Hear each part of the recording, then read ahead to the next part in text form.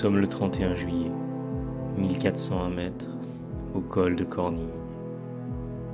À 20h30, il y fait bon ce soir, 28 degrés. Je regarde le soleil disparaître dans le ciel orangé, après une chaude journée où pour la première fois cet été, nous dépassons les 35 degrés en montagne. En bas, au bord de mer, les gens fuient en masse pour essayer de trouver un air plus respirable sur les cimes. La station est vivante, les salles des restaurants climatisés font le plein et les gens profitent en fin de journée des activités de nos montagnes. L'après-midi, il fait trop chaud. Je me retourne sur la gauche et je vois les traces des anciennes pistes de ski de la Moulière. On devine le tracé de la mythique piste de la Charbonnière que seuls les plus vieux d'entre nous ont connue. À part le télésiège, tout ici est à l'arrêt depuis plus de 10 ans.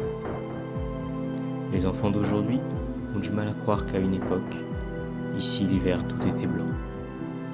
Je me replonge dans mes pensées. Je suis nostalgique ce soir des belles années aux hivers blancs, où les branches de sapin croulaient sous le poids de la neige. Je me souviens de cette année 2021, où j'avais essayé de comprendre ce qu'il allait bien pouvoir se passer.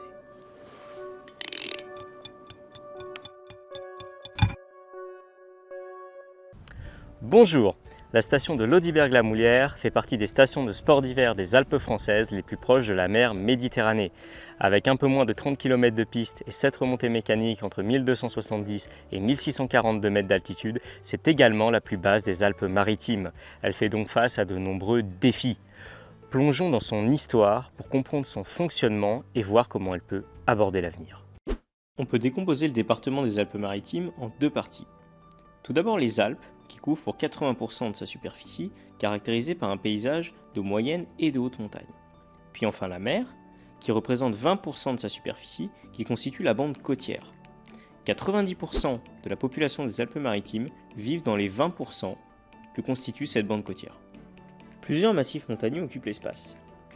Un massif de basse montagne déjà au sud-ouest, l'Estérel, qui lui vient se jeter dans la mer Méditerranée.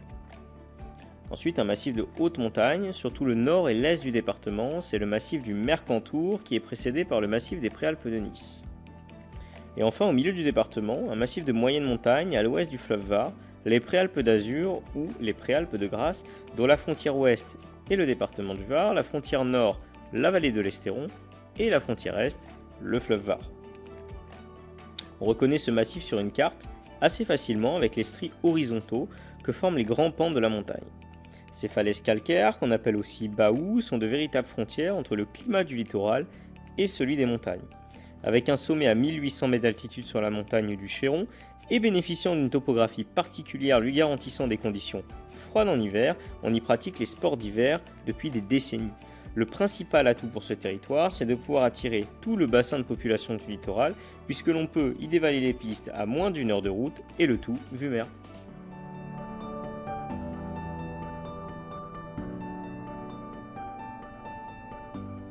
Deux petites stations de sport d'hiver y sont présentes. La première, la plus connue, mais aussi la plus haute en altitude, c'est Gréolières-les-Neiges qui culmine à 1800 mètres sur la face nord de la montagne du Chéron.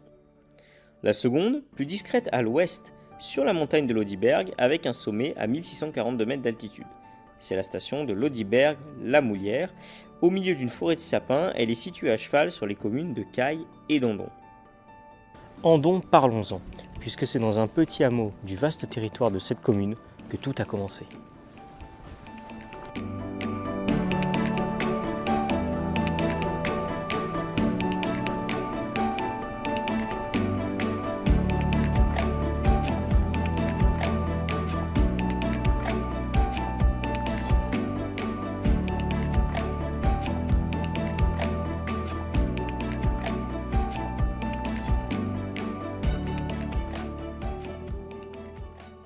Pour comprendre le développement des sports d'hiver dans les Préalpes, il faut faire une halte ici, à Thorens.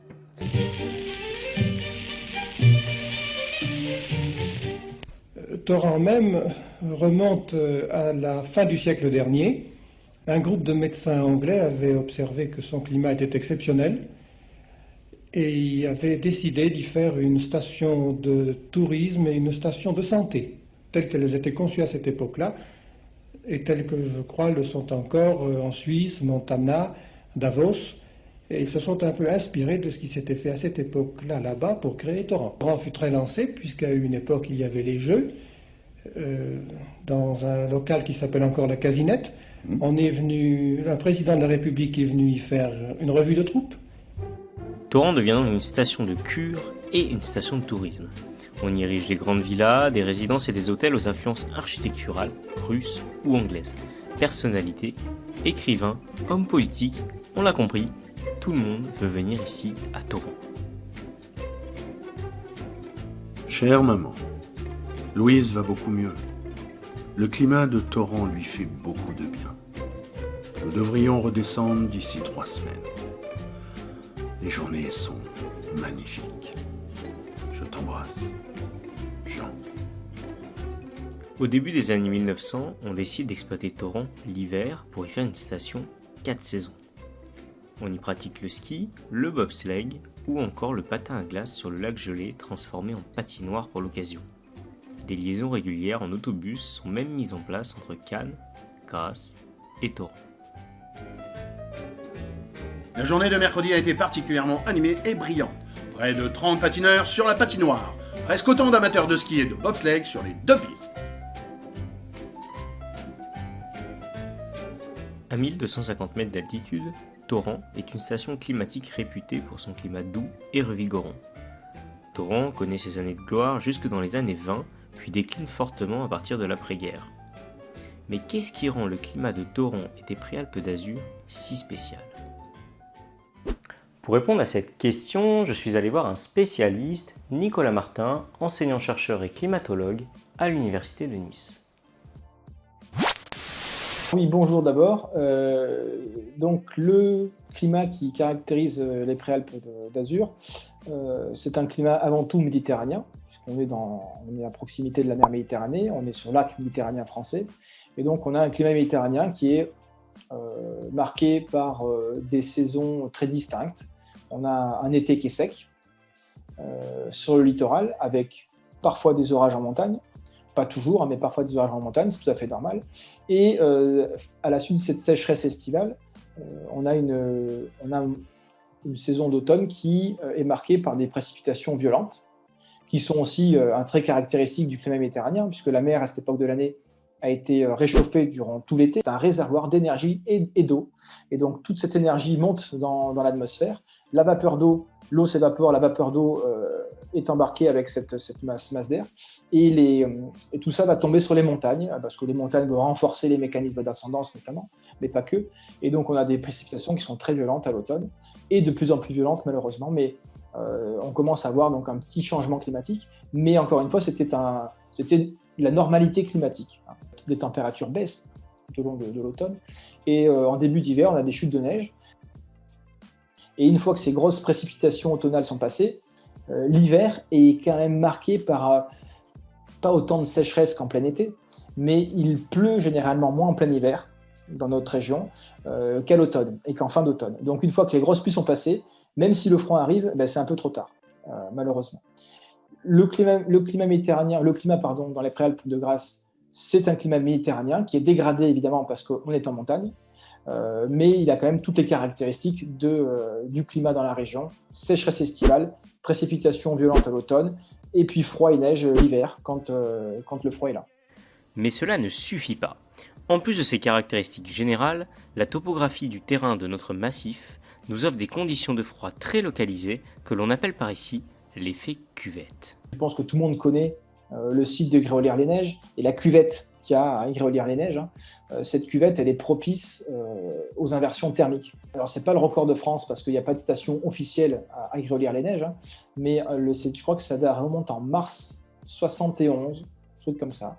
À Gréolières, on a enregistré moins 41 degrés. Moins 41 degrés. Alors qu'au sommet du Chéron, il faisait dans les moins 20. L'immersion thermique, c'est de l'air froid qui va s'écouler sur les versants, en fait, parce qu'il se passe quoi? Dès que le soleil est couché, dès que le soleil n'ensoleille plus une surface, la surface perd de l'énergie par rayonnement terrestre, par rayonnement infrarouge. Et donc, en continu, dès qu'il n'y a plus d'apport d'énergie, la surface se refroidit, puisqu'elle perd du rayonnement infrarouge. Cette perte de rayonnement infrarouge communique en fait sa froideur en quelque sorte, hein, à l'atmosphère. Et du coup, au-dessus des versants se crée une pellicule d'air froid. Et cet air froid, il est lourd. L'air froid, c'est comme de l'eau en fait. Ça s'écoule dans les points bas. Et donc, dès qu'il n'y a plus de soleil, l'air froid s'écoule ici dans la cuvette. Et la cuvette, en fait, c'est un lac, c'est une piscine. Quand elle est pleine, elle a des bords en fait, hein, elle a des hauteurs de murs en fait, en quelque sorte. Hein. Quand on arrive sur les premiers contreforts ici, eh bien, la cuvette elle est remplie et l'air froid arrête de s'écouler. Et ça stagne. Si par ailleurs, là, ici, il y a l'air froid, dès qu'il arrive à ce niveau-là, il y a une espèce de petit col, hein, et bien l'air froid va continuer à s'écouler par là. Et donc, et c'est normal qu'à un moment donné, il y ait une altitude maximale de remplissage de la cuvette en fait, par l'air froid. On va avoir 10 degrés d'inversion sur 50 mètres, voire 15 des fois, mais au-dessus, il n'y aura plus d'inversion. Voilà. C'est des phénomènes très très locaux et qui sont liés vraiment à la forme de la cuvette. Il y avait le remonté mécanique, je ne sais pas si c'est le cas aujourd'hui, hein, mais qui fonctionnait au fioul à une époque. Et quand le matin, il le mettait en marche et qu'il y avait l'inversion thermique, ben, la fumée stagnait. Parce que les inversions thermiques, ça entraîne des problèmes de pollution de l'air en fait. Parce que dans une inversion thermique, l'air il est excessivement stable parce que c'est l'air froid qui tombe au sol. Et donc le remonté mécanique qui fonctionnait au fioul, il y avait une fumée noire qui s'échappait et la fumée noire, elle retombait, elle envahissait un petit peu la cuvette et c'était pas terrible pour les poumons des sportifs, quoi. Le climat des Préalpes d'Azur est donc parfaitement adapté à l'évolution de l'offre touristique. Les populations locales, qui vivent essentiellement de l'agriculture et de l'exploitation de la forêt de l'Audiberg, y voilà l'opportunité de développer l'économie de la vallée. À l'époque, le plateau de la Moulière n'est constitué que de quelques granges.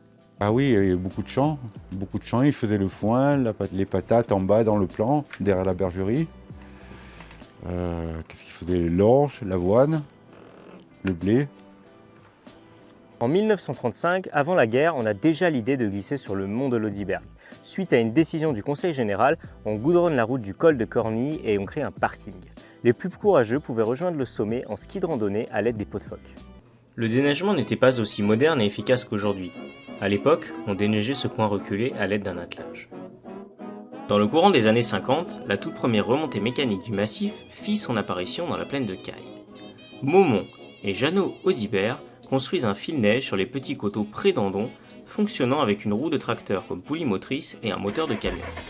Puis, la première société des remontées mécaniques de Caille-Andon se crée et installe un nouveau remont-de-pente au même endroit jusqu'autour des années 60. Nous avons pour le ski club un remonte-pente sur les petits coteaux qu'il y a déjà quelques années et actuellement on nous a donné les crédits nécessaires, la commune en partie, une route et un remonte-pente qui sera installé l'été prochain pour monter sur le mont de l'Audiberg. En 1960, sous l'impulsion de la commune, on construit la route d'accès à la future station de l'Audiberg, le parking, ainsi que le premier téléski de l'Audiberg qui sera renommé plus tard le Signal, sous la supervision de M. Plotier, ingénieur des ponts et chaussées. C'est le début du plan neige et la station se développe rapidement. Mais c'était, je vous dis, ils ont fait tout ça en hélicoptère. Avec les hélicoptères, ils montaient les matériaux, ils montaient les pylônes, ils montaient tout ça. Et ça a été des gros chantiers. Et alors la route, bon, ils l'ont bien élargie, parce qu'au début, elle n'était pas comme elle est maintenant. Hein. Alors ils l'ont bien élargie. Après, ils ont fait monter l'électricité, que là on a été contents quand ils nous ont mis l'électricité. Après, plus tard, ils nous ont fait monter l'eau. On est bien resté 4 ou 5 ans sans électricité, au moins. Et après l'eau, on est bien resté une bonne dizaine d'années, si ce n'est pas plus. Quand les gens ont su que j'allais faire un restaurant, beaucoup me disaient, mais là-haut, qu'est-ce que tu vas faire un restaurant, que c'est un endroit que pour les chèvres. Mais bon, comme j'avais choisi cette voie, j'ai dit tant pis, j'essaye, on verra bien. Voilà.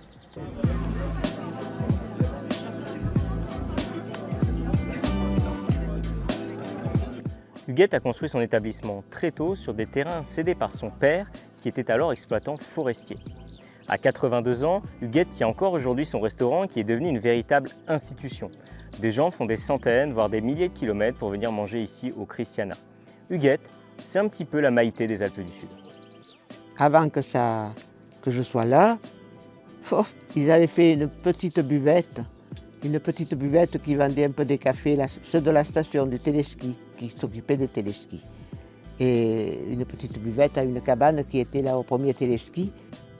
Et le bar du téléski, une année, il est tombé tellement de la neige que le poids de la neige sur le toit, ça s'est ouvert en 4 et tout écrasé, tout écrasé. Qu'après, ils ont démoli cette cabane. Voilà. Et après, comme mon père m'a donné ce terrain, c'est là qu'on a construit. J'étais à ce moment-là avec mon mari et lui s'occupait des téléskis avec les d'autres. Et moi, je faisais marcher le restaurant. Et puis après, mais c'était tout petit au départ. Puis après, vu qu'il y avait du monde et que la station tournait bien, on a construit, on a un peu agrandi. Voilà. Et après, il y a eu Gréolière qui s'est montée. L'année, 2 ans après, je crois. 2 ans après ici. Et ça nous a quand même enlevé pas mal de monde. Pas mal de monde. Mais enfin, il y en avait pour partout. Hein. Il y en avait, des fois le mercredi, il y avait 35 cars qui venaient du Var, qui venaient un peu de partout. Et il y avait vraiment, vraiment beaucoup de monde. Pour les frigos, on avait des manchons, à gaz, des frigos à gaz. Et pour l'électricité, des espèces de manchons. Vous voyez comme c'était avant. Hein. Et pour l'eau, on avait fait une citerne, on récupérait l'eau du toit. Et par contre, pour l'eau potable, on la transportait. On transportait. Moi, la nuit, souvent, j'allais chercher les bonbonnes d'eau en don. La station tourne très bien et poursuit son développement en même temps que le restaurant du Guette. En 1964, on met en service le téléski de l'Ops sur la commune de Caille sur un tracé un petit peu plus court que celui qui est actuellement. C'est une remontée mécanique qui fonctionne avec un moteur thermique au diesel. Dans le même temps, on met aussi en service le téléski débutant qui va devenir un peu plus tard le téléski des Lavandes. Donc c'était Daidou, André Olivier, qui tenait le téléski de l'Ops. Et à l'époque, pour aller au téléski de l'Ops, il fallait donc prendre le téléski de liaison, qui s'appelle maintenant les Lavandes, parce que l'Ops ne démarrait pas du parking, il démarrait du petit vallon au sommet du téléski de liaison. Et Daidou, lui, ne skiait pas, il montait à pied tous les matins. Et nous, nos parents travaillaient à la station, soit comme caissière, perchman. Donc on passait toutes nos journées sur la station, tous les week-ends et pendant toutes les vacances. Et pour nous faire plaisir, Daidou, tous les matins, montait un gros bidon de lait. Et dès qu'il faisait un peu froid, on se réfugiait dans sa cabane et il nous préparait des super chocolats avec son lait frais du matin, le lait de ses vaches qu'il avait ramené. À l'époque, au début de la station, les skieurs étaient beaucoup moins exigeants qu'aujourd'hui. On n'avait pas de longues rainures sur les pistes qui leur donnaient un aspect de tapis de velours, ni d'engins de damage ultra performants et encore moins de treuil. On damait les pistes d'une toute autre manière. Alors ils avaient une espèce de rouleau en bois qu'ils attachaient, ils se mettaient un devant, un derrière, il y avait des espèces pour s'accrocher, ils se mettaient un devant, un derrière ce rouleau, et ils damaient les pistes avec ça, à la main, vous voyez un peu. Et ce rouleau, il fallait que, quand ils montaient au téléski, ils montaient avec ce rouleau, et quand ils arrivaient là-haut, il fallait qu'ils coupent la ficelle pour pas faire le tour. Des fois, quand ils n'avaient pas eu le temps de tout damer avec ce fameux rouleau, alors là, quand il y avait par exemple des groupes d'enfants qui venaient ou d'adultes, vous voyez, alors ils les faisaient damer en travers comme ça avec les skis. Et c'était bien damé après. Hein. Et ça marchait très bien. Il y avait une queue qui arrivait jusqu'en haut, au plus haut de la piste 1, là, ça arrivait jusque là-haut. Avant, on ouvrait la station dès qu'il y avait 15 cm de neige. Hein. Parce qu'on était tous là à attendre ça, et puis je me rappelle, on mettait des jalons pour protéger les pierres. Enfin, pour protéger les skieurs des pierres. Et on finissait la saison, les perchemans, ils prenaient la pelle et puis ils allaient mettre de la neige à l'endroit où il en manquait. En 1968, la station s'agrandit cette fois-ci du côté du plateau de la Mouillère. Sur la Drée, un premier téléski est construit. Il est déplacé quelques années plus tard, en 1971, sur le site de l'actuelle Téléski École. C'est la première remontée mécanique du parc de la Moulière. En 1972, c'est au tour du télésiège de voir le jour, cette fois-ci sous l'impulsion de M. Festor. C'est l'âge d'or de la station, les gens venaient en nombre s'adonner au sport d'hiver à seulement 1 heure du littoral.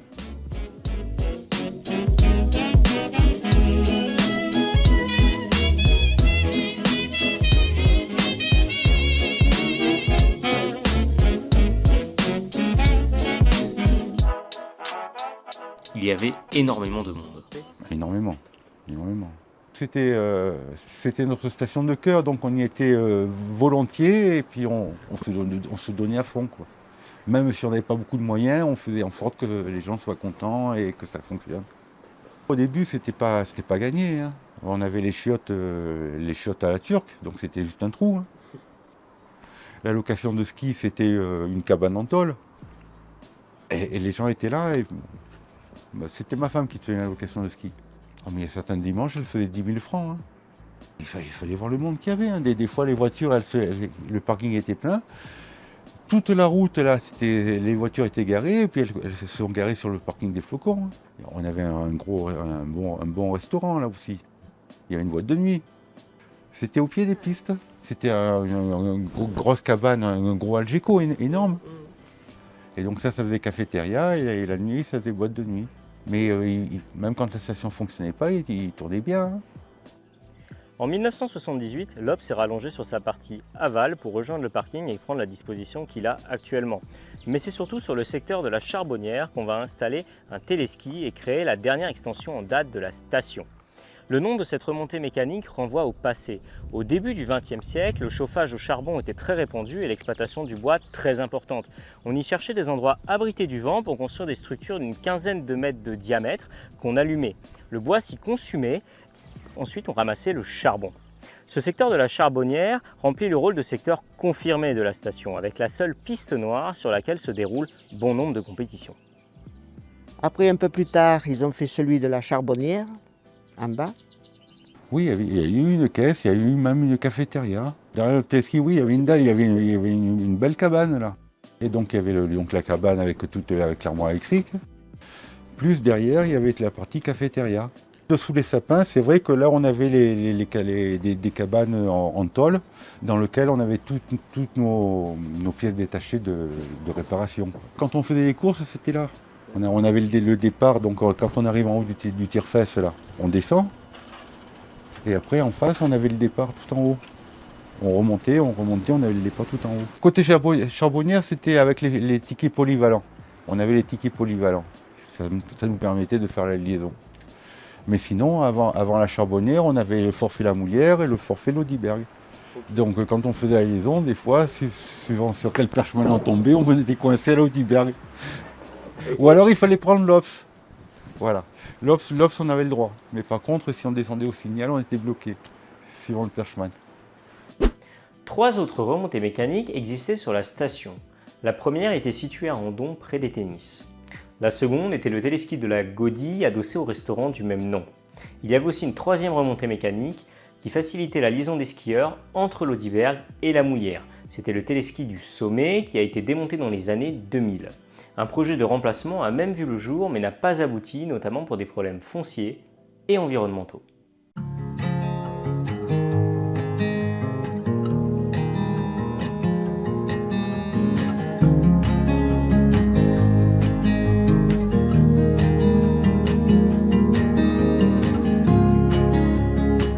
À partir du milieu des années 90, la station va connaître un second souffle avec l'arrivée à la direction de Kléber-Léon qui prend la succession de Bernard Ducati le 1er juillet 1995. J'ai commencé chef d'exploitation et après je suis passé directeur. Parce qu'en fait, j'étais pratiquement autonome moi. On n'était pas encore à l'époque, on n'était pas encore en syndicat mixte. Avec Grolière-les-Neiges, on a été en syndicat mixte en 2005. Avant, on était en communauté de communes. J'ai démarré, j'étais en syndicat intercommunal, le SIAL, ça s'appelait, syndicat intercommunal d'Andon-la-Lanne. Et c'était la commune de Caille et d'Andon qui gérait la station, quoi. tant bien que mal, hein, parce que bon, c'est des petites communes, ils n'ont pas trop de revenus, quoi. Alors, donc c'était très dur, il fallait se débrouiller, quoi. Fallait faire avec ce qu'on avait. Système D, permanence, aller chercher du matériel à droite, à gauche. Eh bien écoute, je te donne un exemple. J'avais fait la connaissance d'un monsieur qui était directeur à Montgenèvre. Puis on avait discuté, puis il m'avait pris un peu en pitié, quoi. Je lui ai expliqué comment je travaillais, il me dit non, c'est pas possible, il ne travaillait pas comme ça. Je lui ai expliqué que la nuit, je tirais des tuyaux sur les pistes, que je me mettais des coups de tête dans la fraîche, je saignais, je mettais un truc et je continuais. Après, ça gelait, c'était l'horreur, quoi. Bon, bref, et il m'avait pris un peu en pitié, quoi. Il m'avait dit, ah, bah, écoute, j'ai dit que j'avais pas trop de moyens, qu'on n'avait même pas des tenues, tout ça. Il me dit, attends, pas de problème, on doit changer tout notre parc de tenues. Si tu veux, je t'appelle. Et puis un jour, il m'a appelé, il m'a dit, Kléber, j'ai plein de tenues à changer. Finalement, c'est bien tombé parce que j'ai récupéré, je suis monté avec le camion de la mairie de Serrano, avec l'employé de mairie de Serrano, André Larocque. On était montés ensemble et on était montés chercher toutes ces tenues, parce que c'était des cartons, hein, des gros cartons, je ne pouvais pas le mettre dans ma bagnole. Hein. Et on était montés, et puis arrivé là-haut, à Montgenèvre, tout ça, j'ai rencontré des collègues, tout ça, enfin, le gars là, et il m'emmène dans son garage là. Il me dit, tiens, tout ça, tu le prends, c'est tout à toi. Il y avait 40 tenues, 40. Alors derrière, il y a marqué la Voie lactée. C'était marrant, parce que derrière, alors quand on était sur les pistes, là, les gens regardaient la Voie lactée, je disais, mais attends, il y a un problème là. Non, non, mais c'est rien, ne vous inquiétez pas. Il m'a filé 40 tenues complètes de pisteur perchman, enfin de perchman quoi. Hein. 40 tenues. J'en avais même fait profiter la station de Soleias. Et puis il me fait visiter ses garages. Et puis je vois un scooter des neiges. Je dis, putain, vous avez du beau matériel. Il me dit, celui-là, on le jette. Je dis, quoi? Il m'a filé un Polaris. On est revenu avec un camion, avec un scooter. Oh, j'en revenais pas. J'avais besoin de poulies. J'ai appelé la Colmiane, j'ai appelé de Stéphanie, Roland. Putain, Roland, je suis embêté, mais j'ai pas de poulie. Oh, mais du viens. Oh, il en avait plein, le garage qui foutait dehors, quoi. Parce qu'il changeait les téléskis plus récemment que nous. Il n'a jamais changé les téléskis. Et j'ai récupéré des poulies. Et au téléski de Saint-Auban, un jour, je suis monté, j'ai dit, mais attends, il faut que j'aille voir un peu ce qu'il y a récupéré là-bas. Le téléski, il était grave à l'abandon. Hein. Et il y avait un petit cabanon en bois, il y avait des perches, mais elles étaient enfoncées dans la bouillasse, tu sais. Oh, j'ai sorti au moins une vingtaine, une trentaine de perches. Tu sais, les perches en zikral, hein, elles n'avaient jamais servi, hein, mais elles étaient là depuis des années. J'avais ramassé ça, j'avais pris le camion de Prato, je crois, de l'ancien maire d'Andon. J'avais chargé les perches dedans. Enfin, voilà, tout le système D, des merdes, quoi. Hein. Voilà. Quand Kléber arrive à l'Audiberg, il va engager une phase de modernisation et d'optimisation des installations afin de pouvoir ouvrir avec moins de neige. En 1995, le téléski des Lavandes était déjà à son emplacement actuel, mais la piste était beaucoup plus étroite. Ah ben, les Lavandes, quand je suis arrivé en 95, tu avais le téléski et tu avais la largeur, allez, 2 fois la route en largeur, ça faisait à peu près 6 mètres de large la piste. C'était un chemin pour moi. Je dis, c'est pas possible, on ne peut pas skier là-dessus. Du coup, j'avais fait doubler la largeur. Elle était passée à 12 ou 16 mètres. Et après, je dis, c'est encore pas assez large. Je l'ai faite encore plus large, taluté. Et tout le remblai, je l'ai envoyé dans le trou des... Parce qu'avant, le fil-neige, c'était un trou. Il y avait des gros rochers sur le côté. C'était comme un grand trou. Et tout petit, parce qu'en fait, c'était un trou comme ça, tu vois. Donc, il n'y avait pas de surface au milieu. Du coup, tous les remblais qu'on a sortis de Lavande, là, de grands talus, là, on a tout envoyé là, on a tout fait plat. Et automatiquement, c'est monté et ça s'est élargi. Et du coup, maintenant, il y a un fil-neige qui tient la route, quoi. Enfin, je veux dire, en surface. C'est pas énorme, mais ça n'a plus rien à voir. Une grande opération de concassage et d'engazonnement des pistes est même lancée. Ça représente pour l'époque un budget conséquent pour la station. Alors ce que j'ai fait en premier, c'était un tas de cailloux, la station. Hein. Toutes les pistes, il y avait des cailloux qui faisaient 1 mètre d'eau au milieu des pistes. J'ai réussi à tout faire concasser, de la 1 jusqu'au télésiège. Toutes les pistes concassées et engazonnées. Alors, ça coûtait cher hein, à l'époque, à chaque fois un concassage c'était 30-40 000 euros, un engazonnement c'était 10-15 000 euros. Je veux dire, et j'ai réussi à faire tout ça, quoi, à faire tout concasser. Parce que je te disais, c'était inskiable, quoi. Je me demande comment bon, à l'époque, il y avait peut-être plus de neige, mais tu allais dans la 3, je ne pouvais même pas descendre avec mon Toyota, j'avais un BJ à l'époque à la station. Mon truc préféré, c'est d'avoir une station belle propre, avec des téléskis propres, tout repeint. J'ai repeint toutes les remontées mécaniques. Le télésiège, je me suis tapé tout seul au mois de mai. Un mois où j'aurais dû être en congé. Je me suis tapé le télésiège au rouleau avec des bâches sur la tête, tout ça, pour pas me... Et puis une corde pendue, je tournais autour du pylône avec mon rouleau et j'ai fait tout le télésiège comme ça. Je l'ai repeint, je crois 2 fois je l'ai repeint. Une fois, je ne sais plus en quelle année, une fois en vert et une fois en gris. Voilà. Moi, ce que je voulais, c'est déjà d'avoir une belle vitrine, une belle station propre avec des belles remontées, des beaux filets, tu vois. Jusqu'à cette époque, la liaison entre l'Audiberg et la Moulière n'était pas évidente. Pour pouvoir traverser, les skieurs devaient monter en canard plusieurs dolines.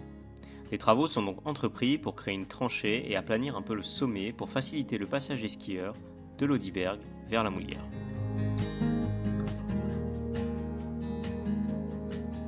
Pour permettre aux enfants de pratiquer le ski malgré les années sans neige, 2 enneigeurs ventilateurs basse pression sont installés. Il faut les déplacer manuellement le long de la piste. Quelques années plus tard, des tranchées sont réalisées permettant d'enterrer les réseaux d'eau et d'air et permettant d'installer des perches sur les lavandes et le bas de l'Ops. Des regards supplémentaires sont aussi installés jusqu'au virage de ce dernier. La couverture en neige de culture permet donc d'enneiger les lavandes, le fil-neige et l'Ops en arrivée intermédiaire, soit environ 700 mètres de piste. La dernière fois que ces enneigeurs ont fonctionné, c'était en 2019.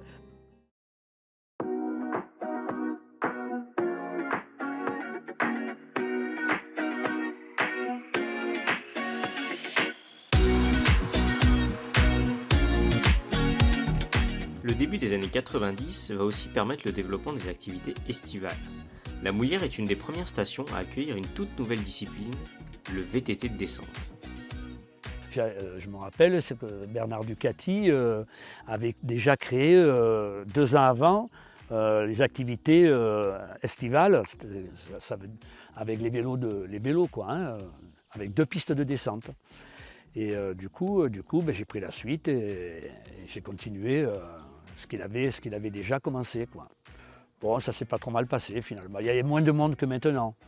C'était pas le VTT de descente, le DH, on appelle ça. C'était tout nouveau, hein. C'était récent, donc il y avait moins de candidats. Hein.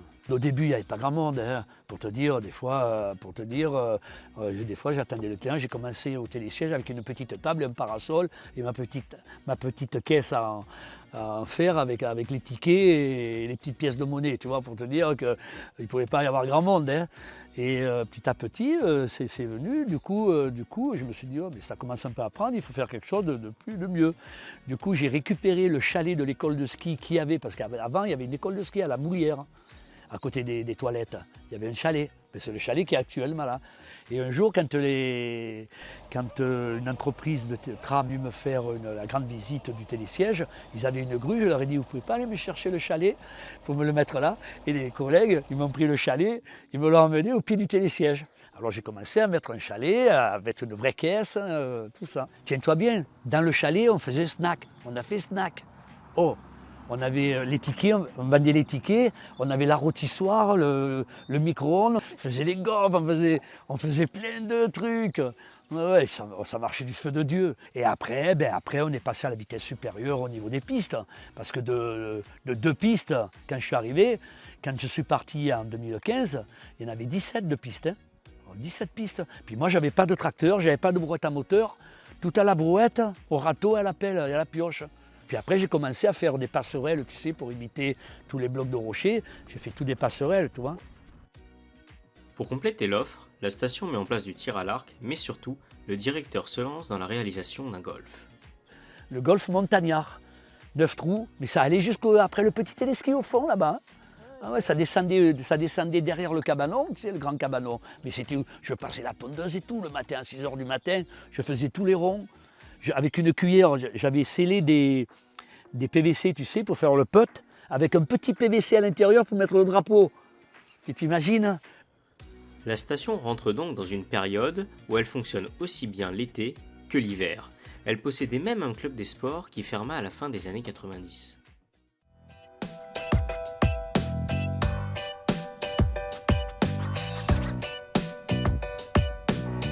Une très jeune prodige du ski alpin a même émergé. 13 ans en équipe de France, 122 départs en Coupe du Monde et une participation aux Jeux Olympiques de Sochi en 2014, avant une retraite en 2015 sous les couleurs du ski club d'Oron. Mais c'est bien d'Andon qui est originaire la slalomeuse et géantiste Marion Bertrand qui a fait ses premières traces sur les pistes de ski de l'Audiberg. Exactement, moi j'ai appris à skier, donc d'abord mes parents m'ont fait glisser dans le jardin devant la maison, devant chez eux à Andon.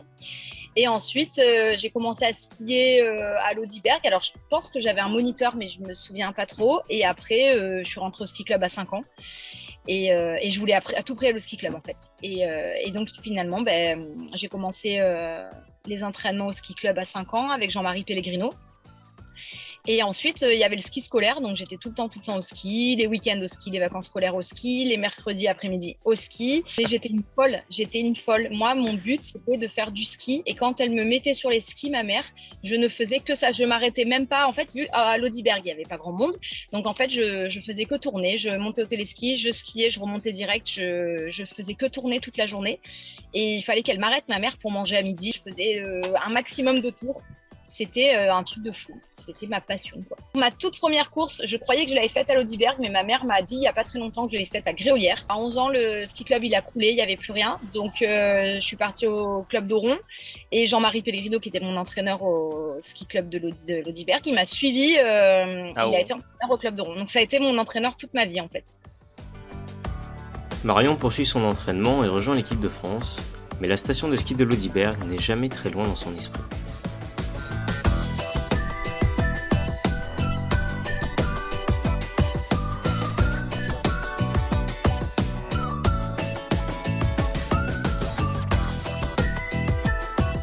En fait, j'y ai, même quand j'étais en équipe de France, je suis revenue quelques fois faire des entraînements à l'Audiberg, à l'époque où il y avait de la neige. Avec Christophe Sayoni, on avait mis en place un tracé sur l'Ops, un tracé de slalom. Et après, je suis remontée quelques fois faire du ski de rando. Pour moi, c'est ma station de cœur, en fait, j'adore et ça me rend triste que l'année où il y a eu de la neige, c'est-à-dire l'année Covid, il n'y a pas longtemps, où j'aurais pu venir skier tranquillement, voilà, ça a été un peu, tout a été mis à l'arrêt, donc c'est dommage. Mais pour moi, moi je connais toutes les montagnes. Quand je monte, je sais pas, c'est une atmosphère particulière. Et pour moi, c'est la plus belle station du monde. De toute façon, tu montes au sommet, tu pousses un peu sur tes bâtons et qu'est-ce que tu vois? Les îles d'Olérin, la mer.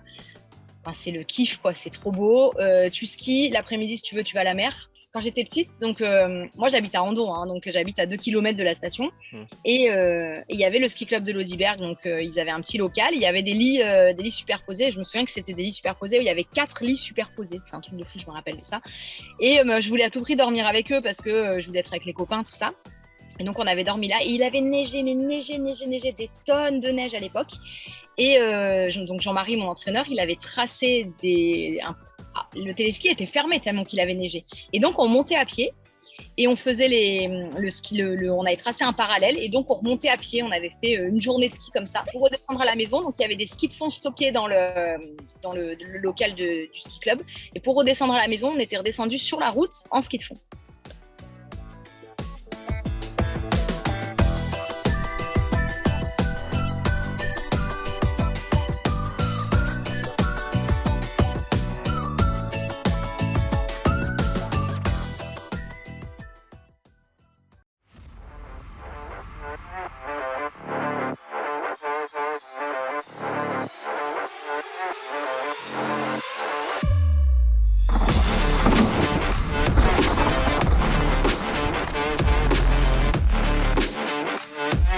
L'été aussi assez champion.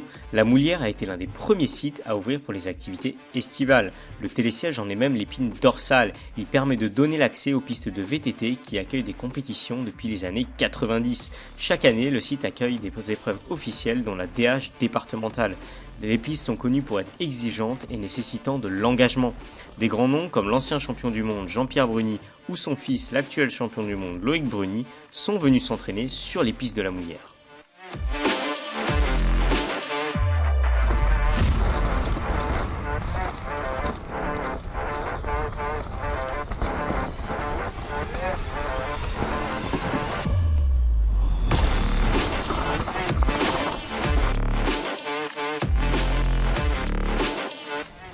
Le VTT de descente, aussi appelé plus communément le VTT DH, attire néanmoins beaucoup moins de pratiquants que le ski alpin pour lequel les remontées mécaniques ont été initialement dimensionnées. La rentabilité est donc difficile à trouver pour les exploitants. La pratique est peut-être aussi handicapée par son statut de sport extrême qui la rend, au moins aux yeux du grand public, chère et difficilement accessible. Les stations ont donc encore du travail à faire pour démocratiser la DH. C'est un sport de l'extrême quand même, je pense. Après, tout dépend des pistes aménageables. Nous, sur la Moulière, c'est un peu compliqué d'avoir des pistes vertes ou des pistes bleues comparé à d'autres stations qui ont une topographie différente. Donc pour nous, c'est un peu compliqué. C'est pour ça qu'on a un peu l'élite qui vient rouler ici. Aujourd'hui, les activités estivales ne s'arrêtent pas qu'au VTT. Le télésiège donne aussi accès à des sentiers de randonnée, à la plus grande cascade de tyrolienne d'Europe, mais aussi un panorama à 360 degrés sur le Mercantour et le bord de mer. Lors d'un dimanche de juillet, c'est plus de 500 passages que l'on enregistre au télésiège en moyenne et c'est une vraie effervescence ici sur le parc de la Moulière.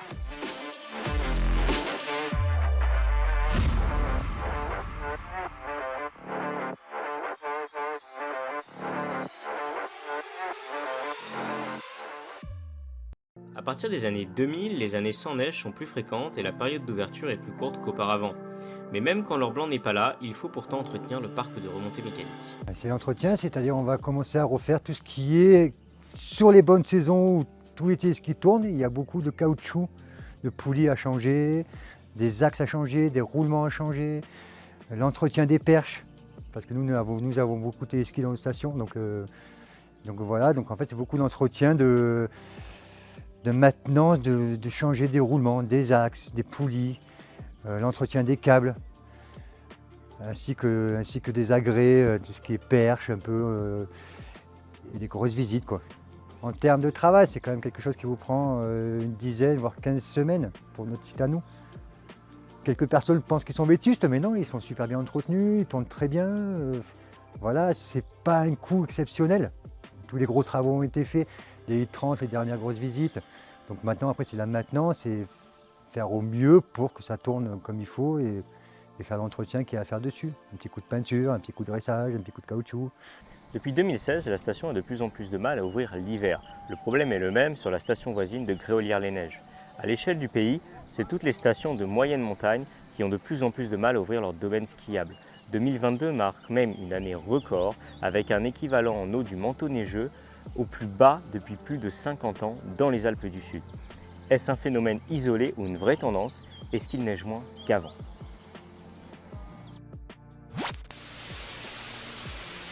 C'est compliqué de dire aujourd'hui il neige moins, avant il neigeait plus. Ce qu'on observe quand même globalement, c'est que dans les années on va dire 60-70, à l'échelle de l'Europe, et c'est là qu'en France il y a eu les grands plans neige développés par les aménageurs du territoire de l'époque, par les politiques de l'époque, où chaque massif montagneux a voulu se doter de sa station de ski. On était dans une période où il y avait beaucoup de chutes de neige. Il faisait froid, les hivers étaient froids, et il y avait beaucoup de chutes de neige. C'était des années où il y avait des chutes de neige abondantes. Voilà. Et donc on n'a pas eu de chance en quelque sorte, puisqu'on a fait des investissements massifs en pensant que ça serait pérenne dans le temps. Alors même qu'on était dans une phase de paroxysme, en quelque part, de fraîcheur hivernale et de chute de neige.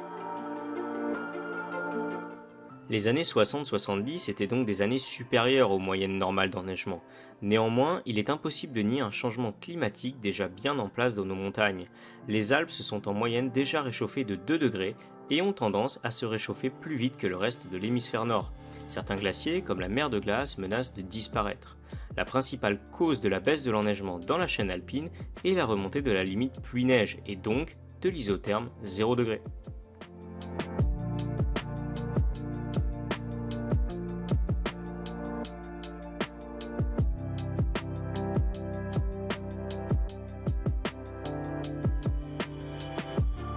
Alors évidemment que quand vous regardez les graphiques d'évolution de température depuis les années 70, les températures elles ne font que monter. Ici, on a gagné peut-être 1 degré depuis les années 70 en hiver, et donc évidemment que tout ça fait remonter la limite pluie-neige quand il neige, et puis même quand il fait beau, eh bien, il fait de plus en plus chaud, et donc la neige tient moins longtemps. Voilà. Alors tout ça, ça ne veut pas dire que nécessairement ça ne fera que décroître de manière linéaire la quantité de neige qui sera présente. Il y aura de grandes fluctuations année après année, ce que j'ai remarqué, c'est que la période de neige était plus courte. C'est qu'avant, on avait des mois où, par exemple, le mois de janvier, ça ne dégelait pas, tandis que maintenant, ça monte, ça descend, ça fait des vagues comme ça. C'est qu'il y a un effet contre-intuitif. Dans un premier temps, quand il fait plus chaud, il peut y avoir plus de chutes de neige. Si on se situe à assez haute altitude, eh bien les températures sont encore négatives quand il va neiger. Et malgré tout, comme la température augmente un petit peu, eh bien les masses d'air seront plus riches en vapeur d'eau et donc les chutes de neige seront plus importantes. Voilà. Il y a un effet qui peut masquer, dans un premier temps, le réchauffement climatique. Et c'est ce qui se passe dans le massif de Mercantour en ce moment. Il y a des hivers très enneigés depuis à la fin des années 2000, début 2010. Et puis voilà, on voit 2, 3, 4 mètres de neige, en chute de neige cumulée, 5, 6 mètres de neige. Mais c'est un truc contre-intuitif, ça ne va pas durer. Voilà. Alors pour les Préalpes de Grasse, malheureusement, le fait est que l'altitude moyenne du massif est beaucoup plus basse que celle du massif du Mercantour. Et donc là, il y a déjà l'effet, le deuxième effet qui se coule, j'ai envie de dire, c'est l'effet, eh bien, c'est trop bas. Donc quand il pleut, ben, la limite pluie-neige, elle est assez élevée malgré tout, malheureusement. Et le fait est qu'il ne va neiger qu'au passage du front froid. Et durant tout le front chaud, il aura fait trop chaud. Et donc les chutes, les précipitations se seront faites sous forme de pluie et pas de neige. Et donc malheureusement, il y aura le tapis neigeux. On voit qu'il baisse assez vite dans le temps dans les Préalpes de Grasse. Un autre phénomène défavorise l'enneigement du massif, sa proximité avec la mer est son principal atout touristique, mais aussi son plus gros handicap sur le front de l'enneigement. À altitude égale, il fait bien plus chaud dans les Préalpes de Grasse que dans le massif du Mercantour.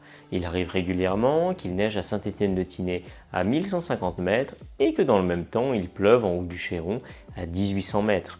Plus l'on s'éloigne d'une masse d'eau, plus il fait froid. C'est un phénomène que l'on appelle la continentalité. Ce phénomène a tendance à être amoindri lors de flux de nord à nord-est, par exemple lors d'épisodes Moscou-Paris. La forte variabilité des phénomènes météo s'observe de plus en plus ces dernières années. Mi-février 2022, il n'aura fallu que 48 heures pour faire fondre 40 cm de neige fraîchement tombée sur l'Audiberg. Tout cela met à mal le modèle économique de nos stations de sport d'hiver. Selon notre spécialiste, d'ici une trentaine d'années, il sera extrêmement rare d'avoir suffisamment de neige naturelle pour pratiquer les sports d'hiver dans les Préalpes de Grasse. La neige de culture est une solution mise en place dans les années 80 dans les stations pour essayer de pallier au manque de neige naturelle. L'Audiberg a bien quelques enneigeurs, mais c'est surtout du froid de la cuvette de Gréolières-les-Neiges dont on tire parti pour sécuriser l'ouverture des espaces débutants de la station du Chéron. Mais au fait, comment est-ce qu'on fait de la neige de culture ? Plusieurs types de canons, il y a les perches. Alors les perches, elles ont besoin que de l'usine à neige, et les ventilateurs, elles ont besoin en plus d'électricité supplémentaire, on va dire. Les perches sont relativement autonomes en électricité, il y a juste un système de petit moteur qui ouvre et qui ferme le robinet. Et donc à la sortie des perches, la neige, l'eau est pulvérisée très fort et le jet d'eau est cassé avec l'air. Du coup, ça pulvérise encore et pour faire simple, quand les gouttelettes d'eau pulvérisées prennent le chemin du sol, elles se cristallisent en chemin. Et avant de tomber sur le sol, elles sont devenues des petites boulettes de neige. Voilà. Il faut bien sûr une température adéquate pour pouvoir le faire, sinon ça ne fonctionne pas. C'est-à-dire que comme on n'a aucun système de refroidissement, on n'utilise pas d'énergie pour refroidir quoi que ce soit. C'est en fait la nature qui va nous donner le froid nécessaire pour fabriquer la neige. J'ai consommé environ 30 000 m3 d'eau. Ce qui veut dire théoriquement que j'ai fabriqué 60 000 m3 de neige. 30 000 multiplié par 2 pour avoir le nombre de mètres cubes de neige. Moi, ça représente 8 km d'une piste qui fait 40 à 50 mètres de large, à peu près. Enfin, nous, on a pu tenir toute la saison grâce à ça, sur tout le bas du domaine jusqu'à la moitié d'un téléski qui fait, je dirais, 100 mètres de dénivelé. Voilà. Et on a pu, pratiquement en une seule campagne de production, enneiger pour toute la saison. Le froid est une composante essentielle pour faire de la neige de culture. Il n'y a pas de système de refroidissement. Plus il fait froid, plus les enneigeurs sont efficaces. À -4, on sait faire de la neige. À -10, le rendement est meilleur. À -20, il est encore meilleur. Tu vois ? Donc, et forcément, comme il fait plus froid, on va pouvoir envoyer à la sortie des canons, que ce soit perche ou ventilateur, plus d'eau. Et du coup, on va pouvoir produire plus vite, plus de neige. Plus il fait froid, plus vite on peut aller. Donc l'enjeu, en fait, c'est de jouer entre l'économie, les ressources et les températures de la nature. De viser la bonne fenêtre et d'essayer de le fabriquer en moins de temps possible, économiquement. Dans cette station de l'Audiberg-la-Moulière, on emploie 12 à 14 personnes l'hiver et 5 à 6 personnes l'été. Pour pérenniser ces emplois et le rôle de moteur économique, le recours à la neige de culture ne suffit pas. Il faut évoluer, tout comme le fait le climat et les nouvelles habitudes des populations.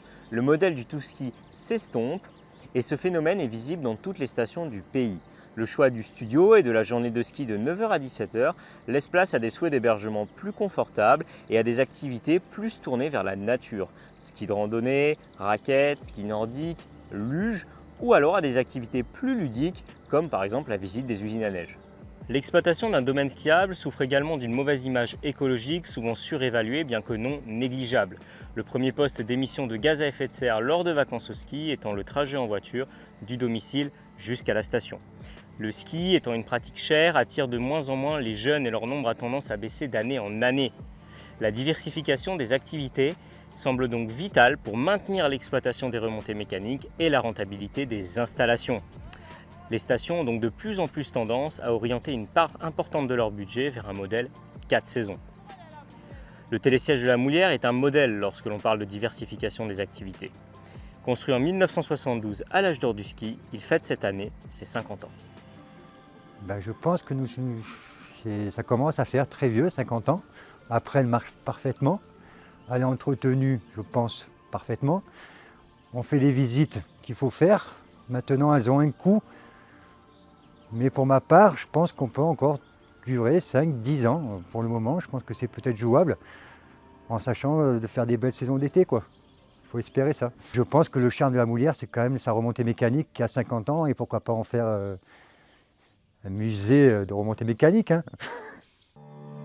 Les deux stations des Préalpes d'Azur, l'Audiberg-la-Moulière et Gréolières-les-Neiges, sont donc à un moment charnière de leur histoire.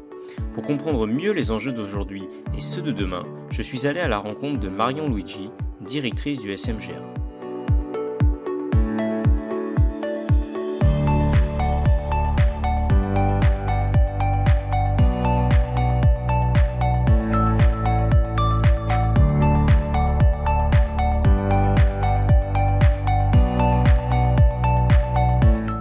Marion, bonjour. Avez-vous remarqué une baisse du nombre de jours d'exploitation ces dernières années et une baisse de l'offre proposée aux skieurs? Alors, la baisse des journées d'exploitation globale sur l'ensemble des massifs, oui. Après, ça se compense avec la neige de culture. L'offre aux skieurs est également compensée puisqu'on a une clientèle de débutants et on a une belle offre de neige de culture qui permet de garantir une saison de 3 mois sur notre station de Gréolières. Alors nous, on remarque vraiment la baisse de fréquentation quand on n'a pas de neige naturelle. Par contre, quand la neige est là, c'est vrai que dès les premiers flocons, on retrouve toute cette clientèle. On a la chance d'être les stations de proximité. Les gens ont plaisir quand même. L'amour du ski est encore là. C'est la neige naturelle qui est moins présente. Est-ce que l'utilisation de la neige de culture engendre des coûts d'exploitation plus élevés? Ah oui, la neige de culture, c'est un gros coût d'exploitation. Et là, c'est le brouillard encore pour l'hiver prochain, puisque avec le contexte actuel, l'évolution des coûts de l'énergie, c'est vrai qu'automatiquement, ça a de grosses répercussions sur le coût de l'eau, sur le coût de l'énergie. Après, ça se compense et on arrive à maîtriser ces coûts grâce aux nouvelles technologies, en optimisant la production. Et on arrive quand même à bien maîtriser ces coûts de production. Est-ce que la solution pour l'hiver serait par exemple d'augmenter la couverture en neige de culture? Non, ce n'est pas la solution puisque les études climatiques nous montrent aussi que si on a beaucoup de potentiel encore de froid pour les 15 années à venir, ce froid reste dans le bas de la station sur Gréolières grâce à notre effet cuvette. Il sera de plus en plus difficile d'enneiger jusqu'au sommet. Et L'avenir, voilà, c'est aussi d'anticiper ces changements. Donc on a encore de belles années devant nous hein, pour l'hiver, puisque on a du froid. Les climatologues le confirment encore voilà, pour une bonne quinzaine d'années. L'hiver n'est pas fini, mais par contre, la neige de culture pour remplacer la neige naturelle, ça compense une partie, mais ce n'est pas une solution d'avenir. Avez-vous remarqué les changements d'habitude des vacanciers ? Oui, ben nous, ça fait très longtemps qu'on remarque ce phénomène et c'est pour ça aussi qu'on propose des forfaits demi-journée le matin ou l'après-midi parce qu'avec cette proximité, les gens viennent skier 2 heures, 3 heures, mettre les enfants en cours, continuer à skier.